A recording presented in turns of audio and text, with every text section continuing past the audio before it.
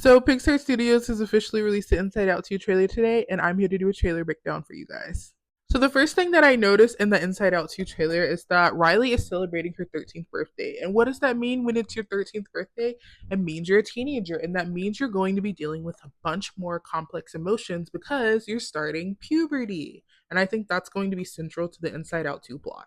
Now, the next key thing that I noticed in the trailer is that we're basically meeting like the new emotions. So, this is anxiety. We also meet envy. We also meet ennui, or as she says in the trailer, boredom.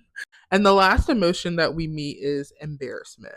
Now, the other key thing I noticed was that Joy is kind of not feeling anxiety at all. If you look at the trailer a few times, she's kind of like, girl, this is not your spot. And it's kind of like paralleling to how Joy used to tweet sadness in the first Inside Out movie. But we all remember how sadness essentially was just kind of like sidelined, and Joy was like so focused on making Riley happy all the time until she realized no, Riley needs to be able to feel sadness and all her other emotions at an equal rate in order to develop into a better person.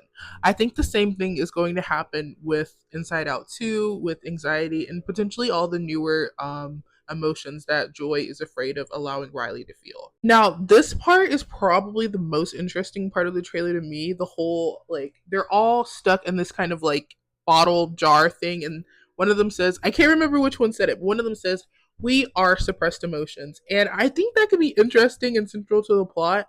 This might have to do with maybe because they're kind of like locked outside of like her main mind where they control everything. They're saying like we are suppressed emotions, and as a result, it's impacting how Riley is able to go through life, because if she doesn't have these key emotions, then she's suppressed and she can't really feel what she needs to feel. So I think Inside Out 2 has potential to be one of the better animated films of the year, guys. I think everything that's going on in the trailer, I really think this is going to further deal with the mental health of Riley and just how she's growing into a young girl. I also just think it's super important to have stories like this.